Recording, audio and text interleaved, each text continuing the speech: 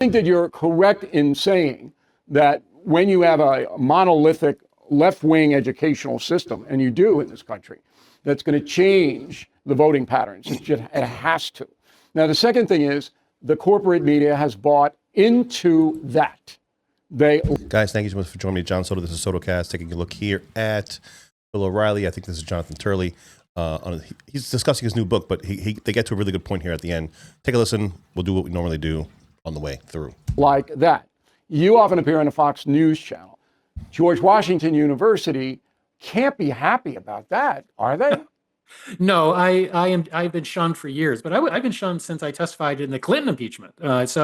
If you can't be fired, because I'm a tenured professor, so instead you're largely shunned. What does that mean, shunned? How does that? The thing is, this is a group that'll try to take away everything that has meaning to an intellectual. Publication of papers, joining conferences, those type of things go. If you really sort of violate this orthodoxy. Have you ever had words with these people who are trying to sabotage your career? No, because I don't have words with many academics because I am persona non grata. They don't even talk to you, and there are very few of us left in academia, and it's amazing because half of the students are coming in this country are coming from conservative or libertarian families, and they get to law schools, and there's virtually no one that can share that view. Right. But one of the things that worries me most, and I go into this in Rage in the Republic, is that we're going to be facing challenges that we have never encountered before. I talk about robotics and AI, but also global governance systems like the EU. But even as the book goes into, even taking the most conservative estimates, this book is a roaring endorsement of capitalism. I believe in capitalism. Milton Friedman ruined me at the University of Chicago. I do believe that capitalism will adjust, but we are looking at a massive job loss that we have never encountered before. And that means we're going to have a lot of people that may be on a subsidy of the government. And the book looks at how that would change us politically, not just economically. Sure. What if we have a kept citizenry that is being subsidized by the government? Well, that's what happened in the early 1930s. So right, you had the Hoover people come in, very conservative people, capitalists to the top of their forehead, and they booted the recovery of the Great Depression, and then FDR came in, and the whole electorate changed over. But I'm very interested in your personal story because you do write in a personal way in this book. So you get it on the Fox News channel. Now there's pressure there to toe that conservative line. Do you feel that? I haven't. I've worked twice as legal analyst for NBC, twice legal analyst for CBS, also with BBC. So I've worked for 4 networks, and I have good memories of all 4 networks. I've never felt pressure at Fox. Good. I'm glad to hear that because I never did when I was there. They never ever interfered with what I did. But when you're on there, do you understand the vilification? Because that was crazy from my experience. I got attacked every hour on the hour. I never understood it. So why do you care what I say when you got 5 other news outlets that are saying what you want to hear? It's really interesting. Just a side note. I think Bill would actually do really well in a podcast form. He's still kind of driving home this newsman network. He never really allows his guests to expand upon what they're talking about. And I get it. The format that he's striving for is a relatively short time period, but I would love to hear what the guy really has to say. I feel like he's always interjecting and, cutting off to, I don't know, I guess Bill doesn't have any more hard breaks. He's can be very fluid in what he's doing. But one of the things to go back to the early point that he was saying, how mainstream media has bought into the educational system and is allowing them to essentially do what they want to do. I don't know if that's really the case in the way that he's saying it. Obviously, it's the case that the mainstream media has a much. It's twofold. One, obviously, there are way more progressive media outlets than there are conservative or right-leaning outlets. But I think both sides are essentially a psyop at this point. I mean, if you sit there and you watch Fox News all day long, which I don't, or I consume all the news to try to understand what's going on and try to understand where they're trying to lead me. But Fox News is just as much propaganda as CNN is. It's just a different type, a different scope, a different direction. And the intent is to, get people to just throw shit at each other and divide. And albeit a lot of the things that are promulgated on maybe a right-leaning network tend to hold up to scrutiny probably a little bit higher. or at the very least have some sort of data to back it up, as opposed to, you know, feelings that back it up.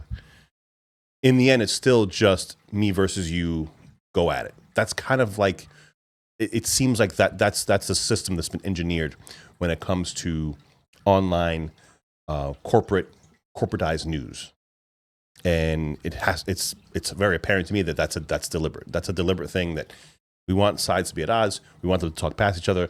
Don't listen to the other side. Just demonize them to the utmost. And when it comes to progressive versus a liberal, again, growing up in a very progressive city and state as I did, I didn't grow up with a very political family. So it was my friends or what influenced me in the early stages of my life. And I just thought that the right and conservative people were just evil. And that was like a very clear mindset that was bestowed upon me by my peers. And so when they're evil, you don't listen to them. Whereas I look at the political right or a libertarian side, and they will take on the arguments. They will take on the key points that progressives and the left come about with, and they'll just pick it apart with data and statistics. He brings in Milton Friedman. Milton Friedman, I mean, I think I've consumed every minute of that Milton Friedman has available online. Thomas Sowell, Walter Williams, you know, those types of libertarian economists are just a vast amount of knowledge and a great asset. And that was probably one of the turning points in my philosophy and my thinking, was just, I found Friedman and I just sat there and just took it all in. But let's give a listen to what Turley has left to say. Why is one outlier, me or you, if you say something the left doesn't like, why does it bother these people? I never got that. I think that, and I go into this in the book as well, that part of the problem with this orthodoxy, both in the media and in academia, is that it makes you increasingly intolerant to hear opposing views, because all you hear in your echo chamber, if you just go from MS Now to CNN, or if you don't leave that silo, you become more and more intolerant, which is what we're seeing. And also, social media has changed us a lot. You know, I've had a lot of death threats. My family's been threatened. That was the uptick was when I testified in the second impeachment involving Donald Trump, and I received hundreds of threatening emails. What did you tell the people, just so if people don't remember, what did you say? Your crux of your remarks were what about Trump impeachment? Well, I testified at the hearing, and I was the only Republican witness, and I opposed the impeachment, Okay. Which I think was an abuse, and I also think the second impeachment was an abuse. But you know, it having been with one foot on the media side for 30 years, it has changed in that social media has unleashed a lot of that rage. Yeah. And you know, this book talks about rage. You know, not all countries, but many countries are the product of revolution. And revolutions are caused by rage. And our revolution was caused by rage. That's what the Boston Tea Party was rage. The problem is it's easier to start a revolution than to end it.